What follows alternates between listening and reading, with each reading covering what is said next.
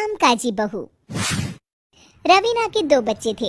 वो एक बड़ी कंपनी में काम करती थी।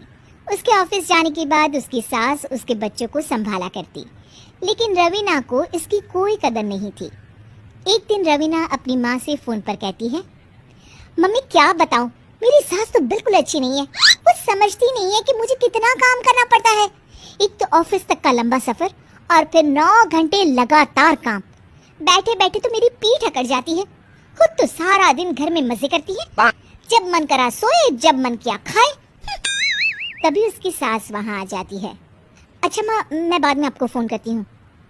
जी मम्मी जी, कोई काम है क्या आपको? क्या हुआ?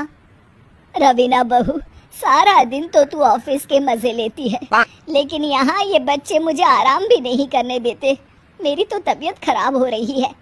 तो आपको लगता है कि मैं दफ्तर में मौज करती हूँ? आपको क्या समझाऊं, छोड़िए। माँ, काम करना भी जरूरी है।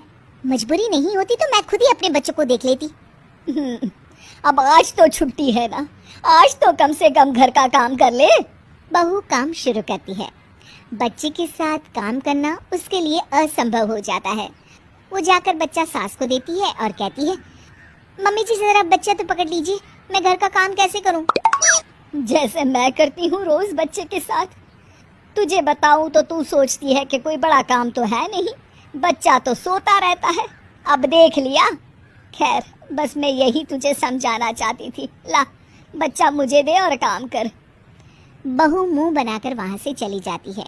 वो मन में सोचती है, बात तो सही है, बच्चे के साथ घर का काम करना असंभव है। वो किसी तरह काम करती है और अगले दिन ऑफिस के लिए निकल जाती है। ऑफिस में उसकी सहेली उससे कहती है, यार तू तो बड़ी लकी है, तुझे तेरी सास खाना बना कर देती है, बच्चे भी देखती है और तुझे किसी बात की चिंता भी नहीं होने देती। अरे क्या लकी, बदले में मैं उन्हें पूरी कमाई जो दे देती हूँ और अपने बच्चे से दूर रहती हूँ। वो अलग, हर किसी को ना दूसरे की प्लेट में ज्यादा घी दिखता है। जा अपना काम कर। अरे फिर भी ये तो है, यहाँ हमारे बच्चे को मैं क्रैश में छोड़ती हूँ, हर पल डर लगा रहता है कि क्या कर रहा होगा। खैर चल, मुझे क्या। बहू घर आती है तो देखती है कि उसकी सास उसके बच्चे को बड़े ही प्यार से खिला रही होती है। वो माँ को देखकर खुश हो जाता है। बहू मन में सोचती है कि बात तो सही है, सासू माँ सारा दिन काम करती है, मैं ऑफिस से आकर भी काम नहीं करती हूँ। वो सास के पास जाती है और कहती है, माँ जी थक गई आप?